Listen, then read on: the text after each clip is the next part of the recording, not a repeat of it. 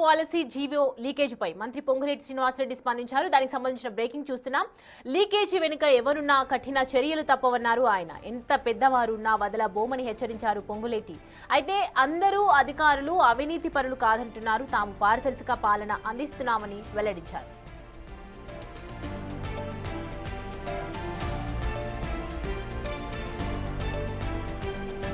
ఇక ప్రభుత్వ వ్యవస్థ పనితీరు వేరు, తమది వేరు అని చెబుతోన్న మంత్రి పొంగులేటి శ్రీనివాసరెడ్డితో మా ప్రతినిధి వాసు ఫేస్ టు ఫేస్. రాష్ట్రంలో సంచలనం కలిగిస్తున్న విషయం ప్రభుత్వంలో లీకేజీలు. సచివాలయం నుంచి ప్రతిపక్ష పార్టీ నేతలకు లీకులు ఇస్తున్నది ఎవరు, ప్రభుత్వాన్ని ఇబ్బంది పెడుతున్నది ఎవరు? మనతో పాటు మాట్లాడడానికి పొంగులేటి శ్రీనివాసరెడ్డి మంత్రి గారు ఉన్నారు. సార్, చూస్తూ ఉన్నాం, ఇది ఖచ్చితంగా కూడా ప్రభుత్వాన్ని ఇరుకునబెట్టే, ఇబ్బంది పెట్టే అంశంగా తెలుస్తూ ఉంది. దీనికి సంబంధించి విజిలెన్స్ విచారణ కూడా కొనసాగుతుంది. ఎవరు సార్ ఈ లీకులు ఇస్తున్న వ్యక్తులు? ఈ ప్రభుత్వం ఏ కార్యక్రమం చేసినా పారదర్శకంగా చేస్తుంది. ఇందాక చెప్పినట్టు 4 గోడల మధ్య నలుగురు వ్యక్తులతో ఏది చేయదు.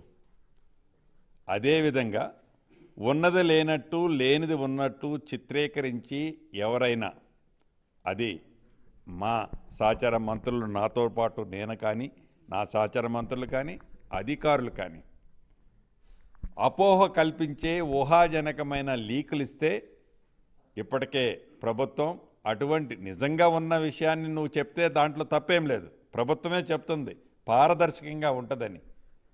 కానీ లేనిది ఉన్నట్టు చిత్రీకరించి లీకులు ఎవరైనా చేస్తే అటువంటి వారు ఎంత పెద్దవాళ్ళైనా ఈ ప్రభుత్వం చట్టరీత్యా తగు చర్యలు కూడా చేస్తుందనేది అనేక పర్యాయాలు గౌరవ ముఖ్యమంత్రి గారు, సహచర మంత్రులు చెప్పడం జరిగింది. మళ్ళీ నేను అదే రిపీట్ చేస్తున్నాను. గతంలో కూడా ముఖ్యమంత్రి పదే పదే అధికారులను హెచ్చరిస్తూ ఉన్నారు. ఐఏఎస్ అధికారులు కూడా విలేజ్ లెవెల్లోకి వెళ్ళి కూడా పరిశీలించమని చెప్తున్నారు. కానీ అదే మంత్రులు చెప్పినా కానీ కొంతమంది అధికారులు వినడం లేదనేటువంటి వాదన కొనసాగుతుంది. అది ఎంతవరకు నిజం? అలా ఏం లేదు. మంచిగా చేసే అధికారులు చాలామంది ఉన్నారు. అన్నం తినేటప్పుడు ఏదైతే ఒక మెతుకు పోయిందో అధికారులు మొత్తం కింద పడేదని అన్నం అన్నంతా అంటే అట్లా భూతో అధికారులంతా కూడా పనిచేయలే. మనం మంచిగా చేసే అధికారులు ఉన్నారు. మంచిగా చేసే అధికారులని ప్రభుత్వం నెత్తన పెట్టుకుంటుంది. మంచిగా చేయని అధికారులని మొదట 1-2 సార్లు మందలిస్తుంది. తర్వాత తప్పకుండా as per rules and regulations ప్రకారం ఆ అధికారుల మీద కూడా చర్యలు తీసుకుంటాం. సార్, ప్రతిపక్ష నేతలే నేరుగా చెప్తున్నారు. కేసీఆర్తో పాటు కేటీఆర్ లాంటి వాళ్ళు కూడా మాకు చాలామంది సచివాలయం నుంచి లీకులు ఇచ్చే వాళ్ళు ఉన్నారు, ప్రభుత్వంలో కూడా ఉన్నారంటున్నారు. దానికి మీరు ఏం చెప్తారు? ఎవరూ లీకులకి ఎక్కర్లేదు.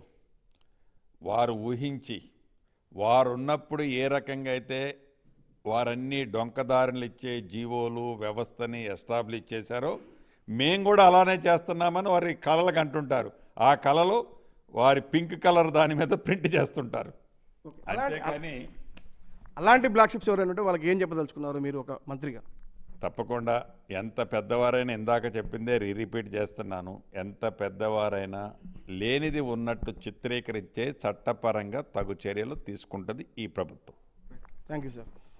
ఇది చూస్తున్నాం, ఇటీవల కాలంలో జరిగినటువంటి హిల్ టు పాలసీ జీవో కంటే ముందుగానే లీక్ అయిన నేపథ్యం. అది ప్రభుత్వాన్ని ఇరుకునబెట్టే విధంగా కేటీఆర్ చేసిన వ్యాఖ్యలకు సంబంధించి ఇలాంటి వ్యవహారాలు ఎవరు చేసినా, క్యాబినెట్లో ఉన్నటువంటి మంత్రి అయినా, ప్రభుత్వంలో ఉన్నటువంటి పెద్దలైనా, లేదంటే అధికారులైనా సరే కఠిన చర్యలు తప్పని మాత్రం పొంగులేటి శ్రీనివాసరెడ్డి